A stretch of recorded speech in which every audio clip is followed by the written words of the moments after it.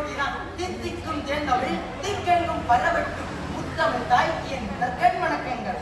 எதிர்கால பேகுலத்தில் எதிர் நீச்சல் போட்டு நித்தம் நான் பேசிட எரிதிட வேந்தவர் புரிந்திட நடுவர் அவர்களே, ஆசிரியர் பெருமக்களே, ஆண்டோர்களே, சான்றோர்களே, என்னை போன்றோர்களே, வையகமே வானகமே, என்னை வாழ வைத்த தமிழகமே, அனைவருக்கும் என் முதற்கண் வணக்கங்கள் ஆகட்டும் என்று சொல்லி தலைப்பிற்குள் நுழைகிறேன். தாருங்கள் தங்கள் காதுகளை.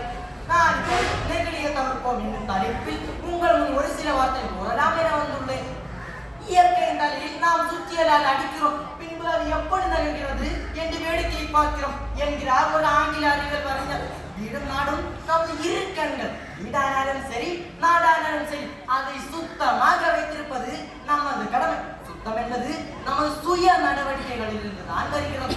இதைத்தான் நம் முன்னோர்கள் கூழானாலும் குளித்து குடி, கந்தையானாலும் கசக்கி கட்டு, புற தூய்மை நீராளமை என்று கூறுகிறார். சுவாசிக்கும் காற்றிலும் சுத்தமில்லை, குடிக்கும் நீரிலும் சுத்தமில்லை என்பதுதான் நமக்கு இப்போதைய நிலைமை.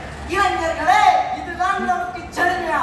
இளைஞராகிய நாம் இதை எப்படி சரி செய்ய முடியும்? கண்டிப்பாக முடியும். நம்மால் மட்டுமே முடியும். சின்னஞ்சிறு செல்லாம் சிகரெட்டு குடிக்குது, சித்தப்பன்மார்கிட்ட தீப்பெட்டி கேட்டு என்னும் நாட்டுப்புற பாடல் கூறுவது போல் மோசமான இளைஞராக இல்லாமல் நாட்டையே காக்கும் வீரமான இளைஞராக இருக்க வேண்டும். சுத்தம் சுகந்தரும் சத்தம் சுமை தரும் என்பது உணர்ந்து விழா காலங்களிலும் வாகனங்களிலும் அதிக ஒலிபெருக்கியை பயன்படுத்துவதை தவிர்க்க வேண்டும். கடைகளுக்கு செல்லும் போது கையை ஆட்டிக்கொண்டு செல்லாமல் பையை எடுத்து செல்ல வேண்டும். இதை விட மிக முக்கியமான விஷயம் என்னவென்று தெரியுமா? கட்டுரை போட்டிகளிலும் பேச்சு போட்டிகளிலும் கவிதை போட்டிகளிலும் வசனம் எழுதுவதை விட அதை நிஜ வாழ்க்கையை கடைபிடிப்பதே மாணவர்களாகிய நமது கடமை.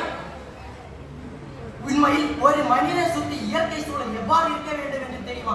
இதோ பாரதி அழகாக கூறியுள்ளார். 10-12 தென்னை மரம் பக்கத்திலே வேண்டும், நல்ல முத்து சுடர் போல நிலவு ஒளி முன்பு வர வேண்டும், கத்தும் குயிலோசை சற்றே வந்து காதில் பட வேண்டும், என் சித்தம் மணிந்திடவே நன்றாயினம் தென்றல் வர வேண்டும் என்று அழகாக கூறியுள்ளார். ஆனால் இதே பாரதி இங்கிருந்திருந்தால் பாப்பா பாடல் எவ்வாறு பாடியிருப்பார் தெரியுமா?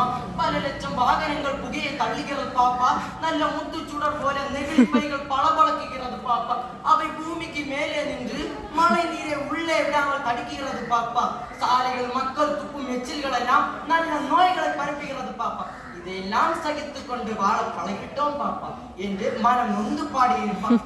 நாம் அனைவரும் ஒரு மெல்லிய நூலிலேயா இணைக்கப்பட்டவரும். உன்னை துன்புறுத்தினால் அது என்னை துன்புறுத்தும் என்பதை உணர வேண்டும். நெகிழியை அழிக்காவிட்டால் அது நம்மை அழித்துவிடும் என்பதை உணர வேண்டும். நெகிழியை அழிப்போம், நல்ல பாதையை பெறுவோம். நெகிழியை அழிப்போம், நல்ல பாதையை பெறுவோம்.